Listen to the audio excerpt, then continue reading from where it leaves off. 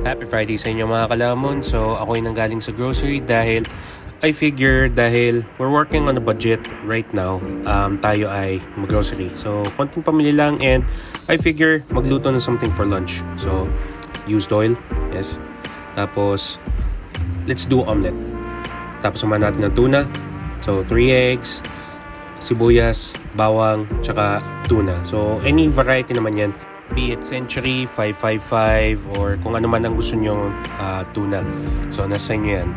Any protein actually, nakataon lang na ito yung nagustuhan ko. At ito lang talaga yung nag-stick sa akin throughout the years Lagay natin siya dito sa induction cooker. Yes, dito sa pan. Tapos habang nagluluto, hinugasan natin yung bowl.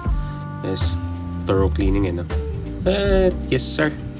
Tapos lagay lang natin siya sa tabi. Kumuha tayo ng kanin. Lagay natin sa bowl. And pag naluto yung omelette, ito ay sasapaw natin. Yes. Look at that, dude. Yes sir. Nasa inyo na rin kung anong seasoning din lalagay nyo or kung maglalagay din kayo ng garnish. Pero para sa taong nagmamadali at gutom na, okay na yan. Yes sir. Pero another option din, pwede kayong maglagay ng sea salt or pwede kayong maglagay ng soy sauce, toyo mansi, nasa inyo na yan. Pero para sa akin, ang condiment of choice natin ay of course ang chili garlic ni Mami Elsa. So, lagyan natin sa ibabaw. Let's break in. Let's get a little bit of everything.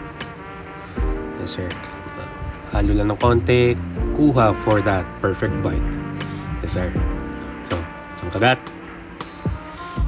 Simple, satisfying, and quick. Interestingly, hindi din siya mabigat sa budget. Sobrang panalo yan. Follow for more.